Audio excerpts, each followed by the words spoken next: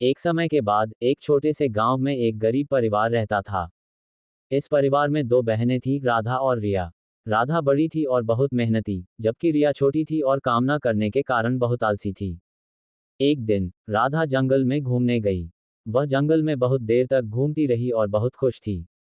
वह जंगल के एक छोटे से झरने के पास पहुंची और वहां उसने एक जादुई परी को देखा।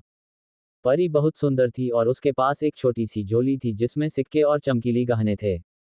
राधा को जादुई परी ने देख लिया और उसने राधा से कहा, ओह, कितनी खुशनसीब हो तुम, मैं तुम्हारे मन की इच्छा पूरी करूंगी।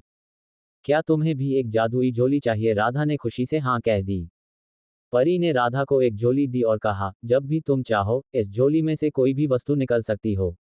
ये झोली तुम्हारे लिए संपूर्ण समृद्धि लाएगी।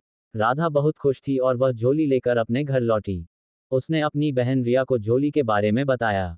रिया भी बहुत खुश हुई और उसने राधा से कहा, तुम मेरे लिए कुछ धन और गहने निकालने के लिए उस झोली का उपयोग कर सकती हो। राधा ने सोचा कि उसने भी अपने बहन की मदद करनी चाहिए।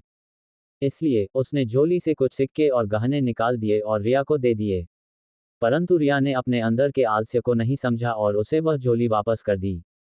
उसका कहना था, मुझे इतने खर्चे करने की जरूरत नहीं है राधा, मैं तो अपने आलस्य में रहना पसंद करती हूँ।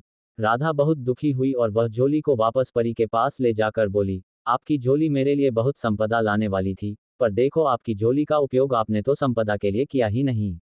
मैं आलसी रिया को देखकर अब आपसे कुछ नहीं चाहती। परी ने राधा की बात से सीख लिया और उसने राधा को धन, संपदा और खुशियां दी। राधा और उसकी बहन रिया दोनों खुश रहने लगीं और उनके घर में खुशियों का वातावरण छाया।